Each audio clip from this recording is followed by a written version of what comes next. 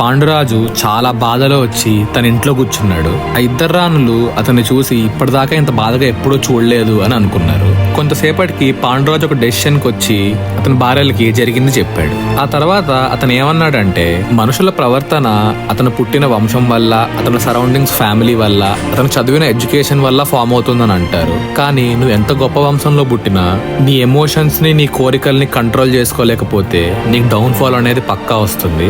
మా నాన్న విచిత్రవీరుడినే చూడండి. అతను ధర్మరాజు లాంటి శాంతనుడికి పుట్టాడు, కానీ కామానికి బానిస అయ్యాడు. చాలా చిన్న వయసులో చనిపోయాడు. సేమ్ అలానే అంబాలికకి వ్యాసుడు లాంటి గొప్ప మహర్షికి పుట్టిన నేను వేట అనే వ్యసనానికి అలవాటు పడి ఇలాంటి సిచ్యువేషన్ లో పడ్డాను. సో ఇంక నాకు జీవితంలో ఒకటే ఆప్షన్ ఉంది. అదేంటంటే చలి వలన గాని, వేడి వలన గాని, అవమానం వలన గాని, సన్మానం వలన గాని, ఉపకారం వలన గాని, అపకారం వలన గాని, అభ్యుదయం వలన గాని, పతనం వలన గాని, వేటి వల్లైనా గాని ఎమోషన్స్ ఫ్లిక్కర్ అవ్వకుండా బ్రహ్మచారిగా మారి తపస్సు చేసుకుంటూ బతుకుతాను.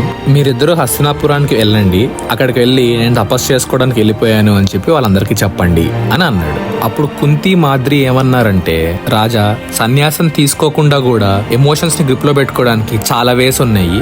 అగ్నిసాక్షిగా నిన్ను పెళ్లి చేసుకొని నీ భార్యలుగా ఇక్కడికి వచ్చాం కాబట్టి మేము కూడా నీకు ఈ ప్రాసెస్ లో హెల్ప్ చేస్తాము.